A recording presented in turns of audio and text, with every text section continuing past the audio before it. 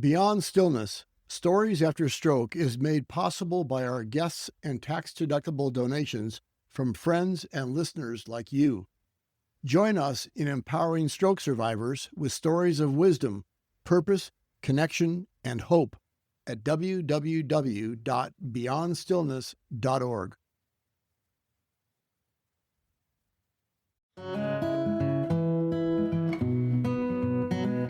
This week on Beyond Stillness, Stories After Stroke, we spotlight guest Ricardo Coleman from Chicago, Illinois. He grew up as a middle child and enjoys listening to others and observing. On October 10, 2018, Ricardo suffered a massive stroke. Doctors opened his skull and left him on the operating table for almost an hour while the swelling decreased. Today, Ricardo shares observations of his own recovery in his story entitled, After My Stroke, I Believe Anything is Possible. Thank you for joining us for Part 2, Ricardo Coleman's interview.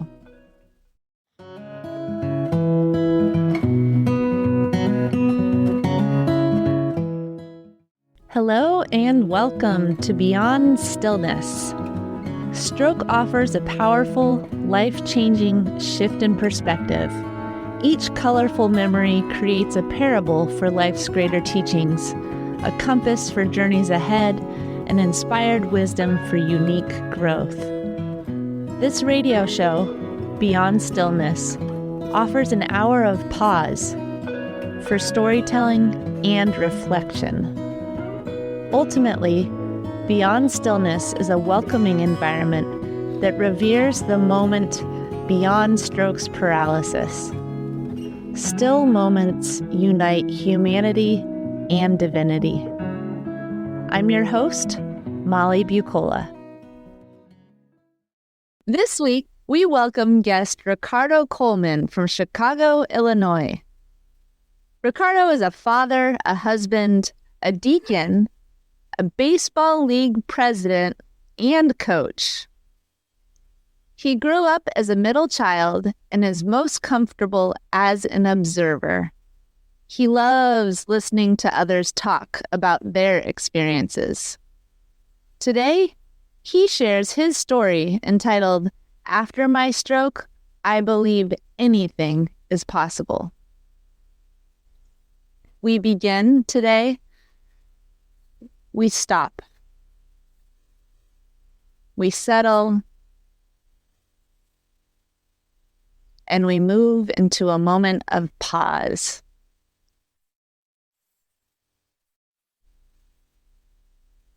Bringing awareness to the breath we breathe, the air that surrounds us and unites.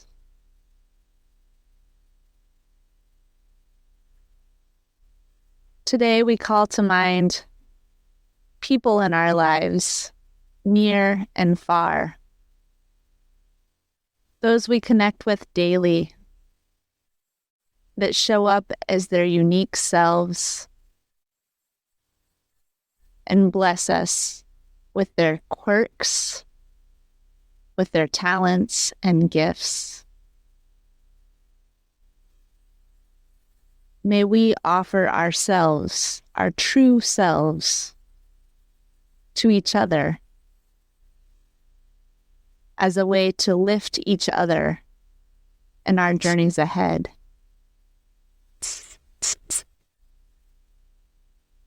May we use that air we breathe and the air that surrounds as a way to support and inspire. May we breathe in grace and offer gratitude. And we give thanks. Ricardo, thank you for sharing your story. At the beginning, you mentioned one of the early symptoms was tears. You couldn't stop crying. You noticed you couldn't move. What were you thinking at that point? I couldn't understand none of this, what was going on. Why can't I stop crying? Why can't I move my legs? That was the question I had in my side. I wasn't even asking God for help. I just was asking the question, why am I doing this? Why is this happening to me? Yeah, it's so odd. In your story, you said that they had to cut your skull open and leave you there on the table until the swelling went down. You said Humpty Dumpty. I mean, that's a childhood nursery rhyme. But really, they had to put you back together again. Correct. How do you feel that you have put yourself back together again? Well, first of all, thanking all the doctors, medical staff, nurses. Man, they did godly work. God made sure he put in their hands and their head and their thought process what exactly to do. Thank God that the doctor came in at the time, because he had 3 officers, one in New York, one in Chicago, and one in California. And this was his weekend for Chicago. He told me, I just was laying there. And then he knew exactly what to do. And it still, he found me when he told them he can't wait. That's big. He can't wait. You think about movies, you think about everything. He can't wait, or he won't be here. You were at another hospital, but it wasn't a trauma hospital. And then you drove in an ambulance across town to Rush Hospital, and that's where the doctor was. And he said, we need to get him in right now. Yeah, thank God for my wife. She had the thought process to do this. Most people wouldn't have the thought process to do this. You just got to take it as it comes. You know, that hospital didn't have no beds. It was people in there with all types of medical issues. They had everything, gunshots, and there was nothing left. So I would have had to wait. And you think about if I had to wait. You said you died for 8 seconds. Yeah, that's what she said. God wanted me here. He wanted me to stay here. He wanted me to fight. And a lot of people don't fight, and I fought. So I'm here now. How are you still fighting? Every day is something different. Complications, like always with anything you do. My balance is still not right. You know, I have my good days, bad days.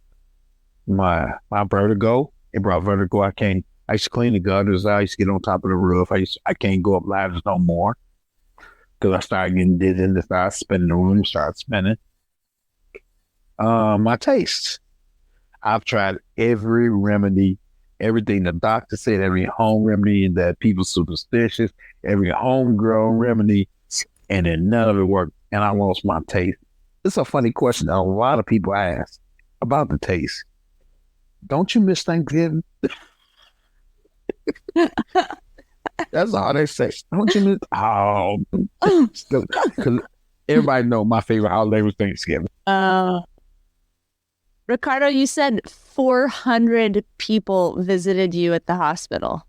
400. Yeah, it might have been more. It was probably more. They put a password on your room and thought you were a celebrity. You are very well known and loved. And a lot of people don't have an opportunity to hear from people until they've already passed away. But everybody showed up for you. And now that you've had an opportunity for people to share their love and appreciation for you, I'm wondering how your perspective on life has changed. Well, go back to the 400 or more. I had people driving from Atlanta, from California, from Vegas, from St. Louis, from Philadelphia, you name it, they came. A lot of people from here, a lot of family and friends that came. They was telling the doctor and the nurses, they crowded around and they asked my wife to step out, she said, and they spoke to her and they was like, who is it? Who's your husband? He has to be a major football player, a singer. He has to be somebody, a celebrity, because it's too many people. It's just too many people. He can't rest when all these people keep coming to get him and keep coming to see him. Wow, Ricardo. Yeah, I had people calling me from Hawaii, from Germany, from Australia, from France, from all types of places in the world, So I think somebody called me from, Africa. They called me from Africa. Now knowing that so many people show up for you, how has your perspective on life changed? I'm just glad that it happened now instead of later. Like you said, people come to funerals and they have so many regrets. I don't want to have no regrets when I pass. And that people have so many regrets when they get up there. But guess what? I don't have a lot of regrets because everybody showed up. Everybody gave me my flowers when I was here. In your story, you said that you were looking forward to being released from the hospital, but when the day actually came, you said you were scared. What were you afraid of? Why were you afraid to go home? Didn't know what to expect, as in, am I going to have another stroke? Am I going to be able to function the same way? Am I going to be handicapped? And my thought process, my speech was very impaired. I needed a shave. I had a lot of things going on, and it scared me. A lot of it scared me. I guess the unknown scares you. And it scares you because it's unknown. You don't know how your body, you don't know how people, you don't know how it's going to affect you. What's unknown in your life right now that you're afraid of? Really not too much. That stroke was a gift and a curse. And it really changed my thinking, and what just should have been my thinking all the time. And I had that inkling behind me, but like most people, just move fast. You're moving too fast. And I overlooked it. And it grounded me, humbled me. It brought me back to earth. By me having the stroke and living through everything I've been through, from when I was a kid, from living in projects, from when my mom, seeing death, playing sports, traveling, it all come in perspective as a whole. That's when you can finally put it as a whole. You did everything you wanted to do. It gave me more of a clear. One thing that only really scared me is that I wanted to see my grandkids. And there wasn't none there but one. So I knew my sons and them was going to have kids, but I want to be around to see them. Yeah. That goes back to what you were talking about, no regrets.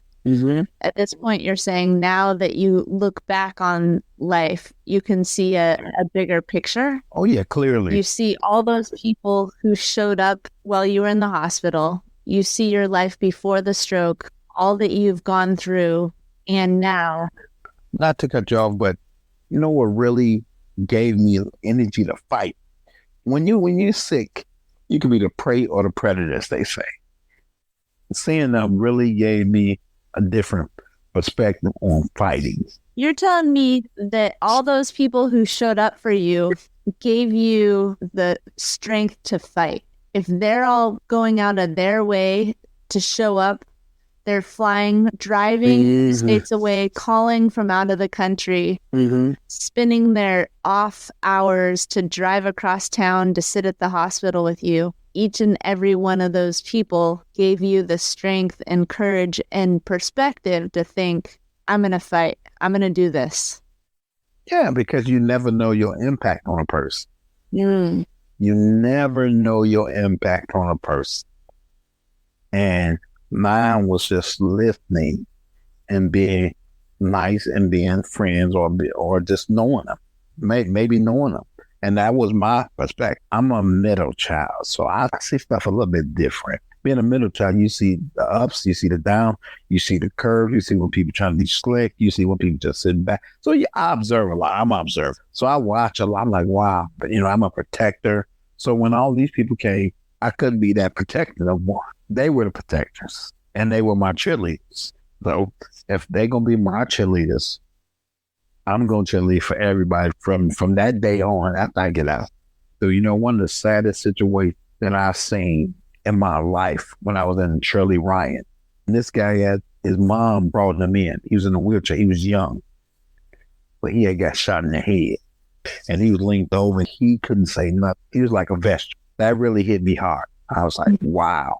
And for him to be that young, he was maybe about 25. He got shot in the head, but he had a caring mom that brought him here.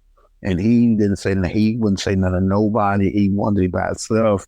Calvin tried. Everybody tried. But sometimes God finds a way to get through to people. I thought everything that was going on there, we weren't getting through it. They wasn't getting through to him. But like on the 25th day, 26th, he was sitting in his wheelchair and he started talking to us. And I was like, man. What? Unbelievable. God can do anything. So anything. So you got to thank him every day. I mean, he sat up and he was talking to us about his situation. He talking about what he's seen. He was observing when he was in that wheelchair down, because he wasn't talking to nobody for like almost a week and a half. But through God's grace, he sat up and started talking to us. He wasn't talking a lot, but he was talking to us, and I said, that's the start. Wow, Ricardo. And that young man has impacted your life. Yes. You might not know that because later you were discharged, but that clearly sticks with you. Oh, always. And now you're sharing it. And he has no idea the impact that he had on your life. And just like you said, we never know the impact we have on other people's lives. I have so cherished our conversations over the past month or so. I specifically remember you told me this experience has taught you not to judge. What about this experience has taught you not to judge? I learned face value. It's not what it seems. So you can't judge a book by its cover. You can't judge our thought process. You can't judge what a person's going to do. You don't know what can happen. And God gave me a gift. He threw that in there. He mixed that little bowl up and he gave me that. He said, I want you to look at every person like a person. I don't care what the situation is. Don't be talking about them. That happened within my days at the hospital when I was unconscious. He just was talking to me all the time and telling me. So when I came, I look at life different. I don't look at no one judging. I don't, a person can do this, a person can do that. And what I guess my number one thing, I tell people at work, I tell people I coach, I tell some of the coaches, I tell everyone, God made all types of people. All types, good, bad, ugly, you say, man, they do everything. And I said, it wouldn't be earth. It wouldn't be his word put it in if we didn't have all this rainbow effect. So I would never judge another person, and I don't judge a person. I remember an image that you put in my mind at one point. You said riding the train to work is fascinating. You work the night shift, so you go in at night, and then you return home in the morning. Correct. And you said all walks of life use the train to commute. And you've mentioned that you're an observer. It's a very difficult thing for most people to observe without judgment. How do you do that? I would say it to the day I not here no more. I can't breathe. I thank God for giving me this.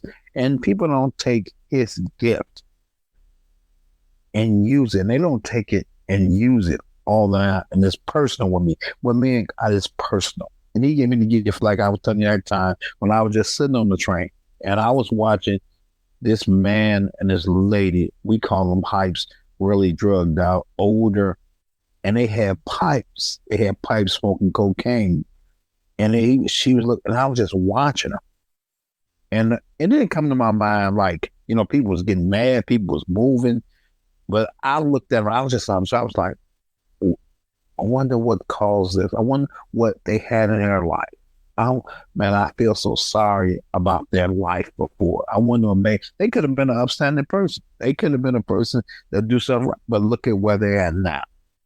And I observe. So I will never judge a person.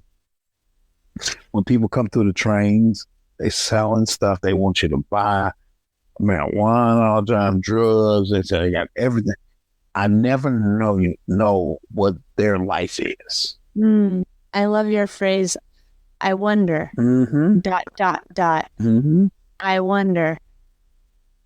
That is a helpful tool for us. Oh, yeah. Those of us who observe and then follow with judgment. Correct. Instead, observe and then ask and Mm-hmm. wonder. Yeah, a lot of people have negative vibes in their, I think, repertoire, and they don't mean it. It's not a thing where they try to be negative, but it's what people go through. I'm going to shift us back to stroke recovery. Okay. If you could talk to yourself just 3 months out of the hospital, Mm-hmm. now knowing what you know and what you've experienced, what would you want to say to yourself in those early moments after leaving the hospital? Always have a strong team. Always have a strong team. And before that, your belief in God and your belief in your religion is huge. It's probably the most important thing in life. Number 2 is your family, your team. You always have to have someone fighting for your corner. And the third thing, believing in yourself. A lot of people don't believe in themselves that they can get through things. And the last and final 4th thing is that don't be a victim. Don't be a victim. You can do it. You just need the right cheerleader around. You need the right people around you to keep you going. And that's sad. That's the saddest one. I think that's my saddest part, because a lot of people don't have those people. A lot of it. That's why I want to help people. That's why I want to cheerlead for people. That's why Calvin created this stroke group in which I'm a part of. We talk to people. We's on the phone. We be on Zoom. We'll talk to them. We continue to add people, not just stroke, just brain surgery, any kind of surgery. He's like, hey, when he was here, he lives in the suburbs now, but when he's here, he's like, let's go see this person. I didn't even know the person from John Doe from A to Z, but he's like, let's go encourage it. Mm. Let's go show him you can do it. And I think that's the biggest one that my takeaway from there. My takeaway is that. What do you suggest for people that aren't surrounded by a big network like you? Keep your belief, whatever it is. Believe in God. Keep your belief. Second of all, when someone mentions something, don't think everything's negative. A group. Join a group. Let people come into your life, because a lot of people don't let people come into their life. They don't. When they're sick, I can tell you firsthand, people don't let you come into their life. Let someone cheerlead for you. Let somebody encourage you. It might not help, not just like the guy in the wheelchair, but it'll help later.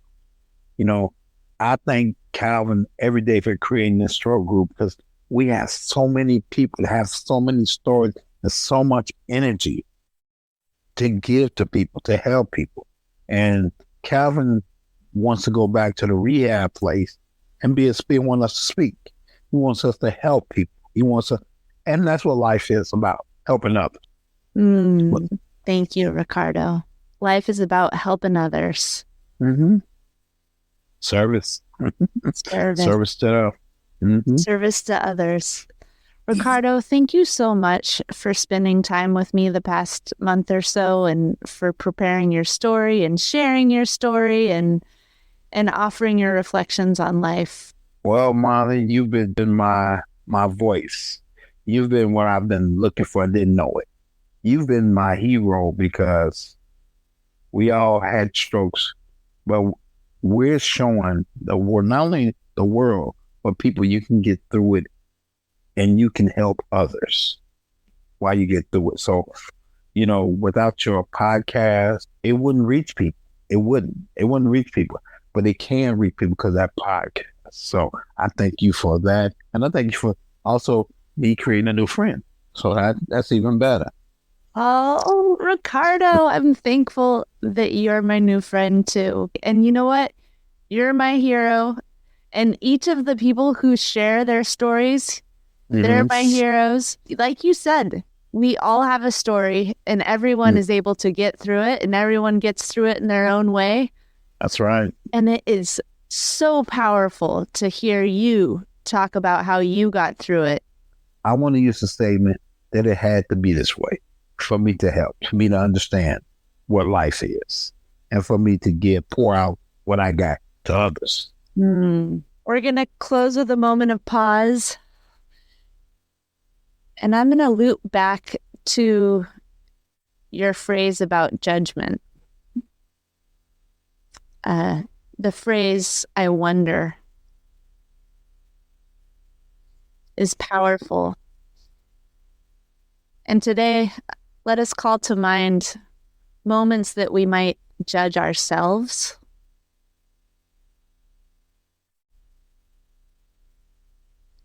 moments we might not believe in ourselves, forget those around us who believe in us, and the days that we might forget that we are heroes. So today, we try to release judgment, allow it to drip off of our shoulders, allow it to fade away when we ask, I wonder. I wonder what more I can do. I wonder who else is there for me. I wonder how the Spirit is working to connect us, to open our hearts and our minds and our hands to serve each other. Today, help us to observe, believe, appreciate, and wonder. And we give thanks.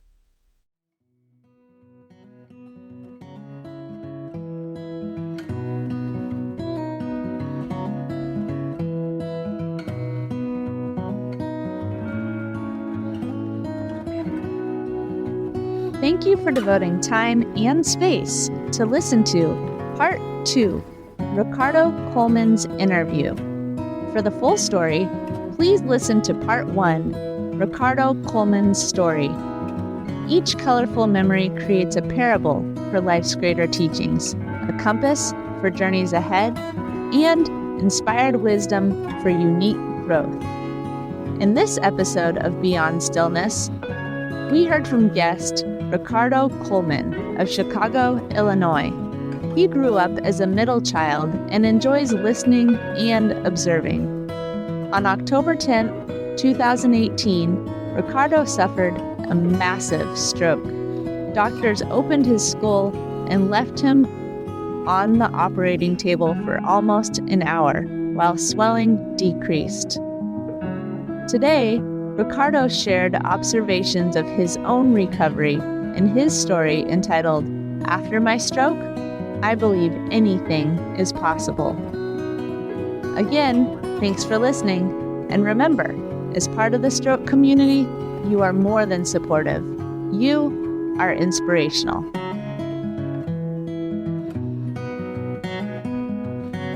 If you are part of the stroke community and have a story you'd like to share on the show, please contact us. Email molly@beyondstillness.org.